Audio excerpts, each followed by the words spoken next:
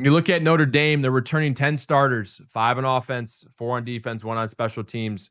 I think the biggest question mark is going to be quarterback position, right? Who's going to replace Riley Leonard? I think they have their answer in CJ Carr.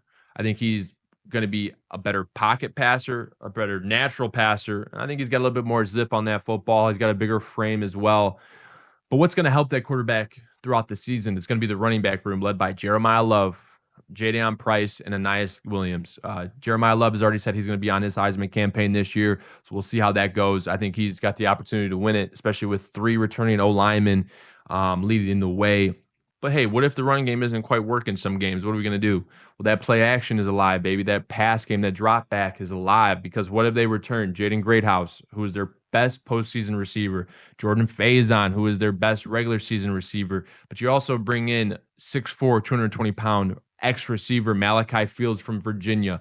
You bring in Will Pauling, veteran slot receiver from Wisconsin, who was their best playmaker the last couple seasons.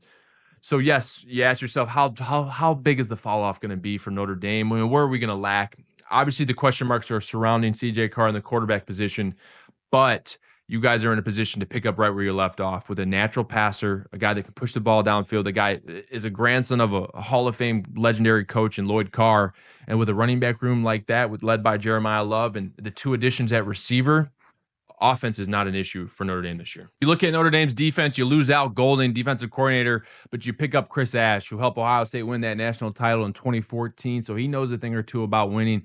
And then for Notre Dame, your top 2 draft picks were safety Xavier Watts and cornerback Benjamin Morrison. So what do? You replace and you reload. You bring in cornerback Devontae Smith from Bama, and you bring in safety transfer from Virginia Tech Jalen Stroman. You also add Jared Dawson from Louisville on that D-line. I think their defense is in a great spot again this year as well. When you look at Miami, coming off a 10-3 season last year, led by Cam Ward, I think their biggest addition is going to be Carson Beck. They do return 7 starters, 3 on offense and 4 on defense. 3 on offense being their O-line, so I think the run game is going to be a big part, especially with the question marks around Carson Beck's shoulder injury. Is he going to be progressing enough to be able to throw this fall camp? We'll see. He hasn't been able to throw in the spring.